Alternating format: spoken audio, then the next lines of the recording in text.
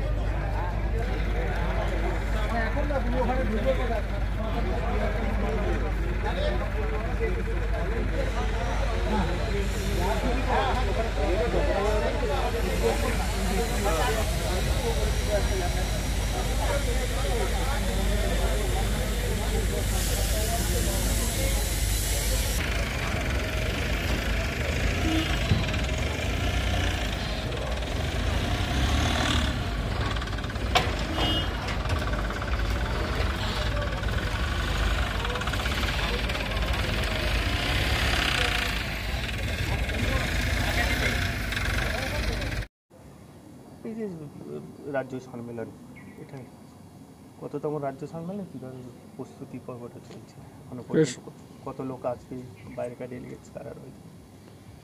২৭তম রাজ্য সম্মেলন, আমাদের ডেলিগেটস খুব নির্দিষ্ট, কারণ আমাদের ডেলিগেটস হয় একেবারে নির্বাচিত। জেলা সম্মেলনগুলো থেকে রাজ্য সম্মেলনে ডেলিগেটস নির্বাচিত হয়। এখানে ৫৫০ জন ডেলিগেটস আমাদের আসবে। সারা রাজ্য থেকে কতজন সারা রাজ্য থেকেই 550 জন ডেলিগেট বিদেশ আসছে। থেকে তারা অন্যান্য দেশ থেকে আসার কোনো না না, বিদেশ তো এখনও আসবে না এখানে। এনে আমাদের শুধুমাত্র আমাদের রাজ্য সর্বভারতীয় নেতারা আসবেন। থাকছে না এখনো পর্যন্ত। এখন পর্যন্ত কমরেড প্রকাশ কারাত থাকবেন, কমরেড বৃন্দা কারাত থাকবেন, আমাদের MABP থাকবেন, কমরেড মানিক সরকার থাকবেন, কমরেড অশোক ধাওলে থাকবেন, কমরেড হান্নান মোল্লা থাকবেন, কমরেড তপন সেন থাকবেন, এরা সবাই থাকবেন, সর্বভারতীয় নেতৃত্ব। অন্য রাজ্যের নেতৃত্ব যারা রয়েছেন তারাও অন্য রাজ্যের কোনো নেতৃত্ব এবারে সেভাবে আসছেন না এখানে। আসছে না বলতে আমাদের সবটাই একটা লিমিটেশনের মধ্যে রাখতে হয়েছে।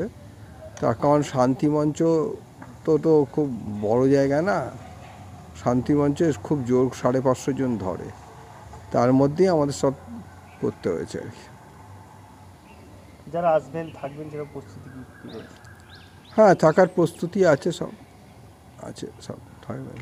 সবাই তো থাকবেন না, অনেকেই চলে যাবেন। আমাদের হুগলি জেলা, কলকাতা, 24 পরগনা একটা বড় অংশ, বাইরে অনেকেই চলে যাবেন। দূরবর্তী যে জেলাগুলো আছে, নর্থ বেঙ্গল, সাউথ বেঙ্গলে, সেই জেলাগুলো কিছু কমরেডরা থাকবে এখানে।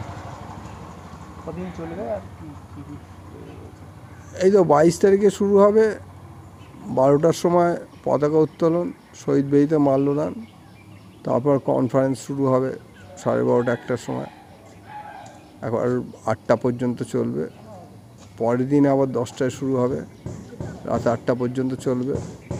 তৃতীয় দিনও 10টায় শুরু হবে, 8টা অবধি চলবে। শেষ দিনকে 2টোয় শেষ হয়ে যাবে। প্রকাশ্য সমাবেশ রয়েছে।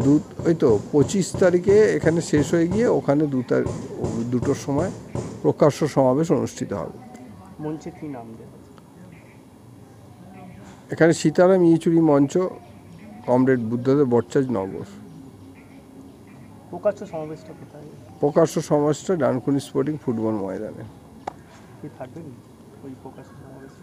কমরেড প্রকাশ কারাত, আমাদের পলিট ব্যুরোর কোঅর্ডিনেটর, তিনি বক্তব্য রাখবেন। কমরেড মোহাম্মদ সেলিম, তিনি বক্তব্য রাখবেন।